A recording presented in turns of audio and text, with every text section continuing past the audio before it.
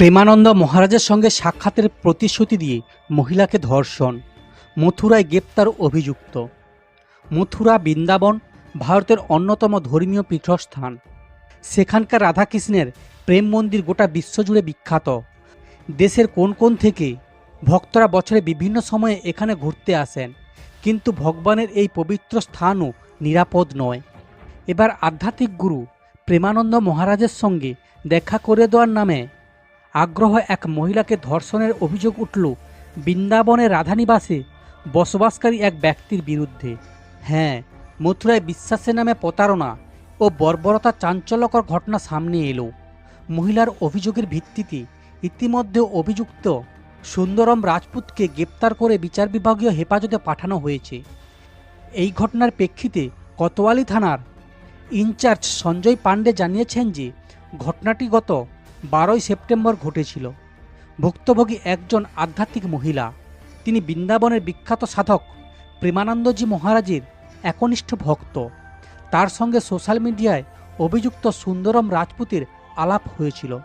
কথোপকথনের মাধ্যমে তাদের মধ্যে বন্ধুত্ব হয়।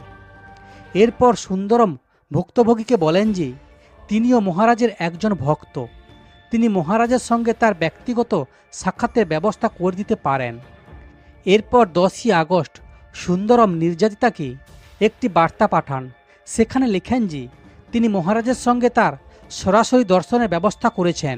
এরপর গত 12ই সেপ্টেম্বর মহিলা তার ভাইয়ের সঙ্গে বৃন্দাবনে আসেন, অভিযুক্তের সঙ্গে দেখা করেন। তখন অভিযুক্ত তাকে বলেন যে সাধুর আশ্রম আরও দূরে এবং সেখানে যানবাহন যেতে পারে না, তাই তার ভাইকে গাড়ি নিয়ে পার্কিং লটে থাকা উচিত। এরপর সেই মহিলাকে বাইকে চাপিয়ে নিয়ে যায়, কিন্তু তিনি আশ্রমে না গিয়ে মহিলাকে রাধাকৃষ্ণ ধাম নামে একটি হোটেলে নিয়ে যান। সেখানে তিনি একটি কফি অর্ডার করেন, তাতে মাদক মিশিয়ে দেন। স্বাভাবিকভাবেই কফি পান করার পর মহিলাটি অজ্ঞান হয়ে পড়ে যান। এরপর অভিযুক্ত তাকে ধর্ষণ করেন এবং আপত্তিকর ভিডিও তুলে রাখেন। এরপর ভিডিও ভাইরাল করার হুমকি দিয়ে মহিলাকে লাগাতার ব্ল্যাকমেল দিতে থাকেন। অভিযুক্ত বারবার তার অশ্লীল ভিডিও ভাইরাল করার হুমকি দিয়ে তাকে লালসার শিকার করেন। অবশেষে বাধ্য হয়ে মহিলা বৃন্দাবন থানায় অভিযোগ দায়ের করেন।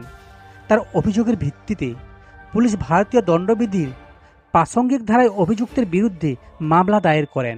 এরপর ডিজিটাল প্রমাণের ভিত্তিতে অভিযুক্তের অবস্থান ট্র্যাক করা যায়।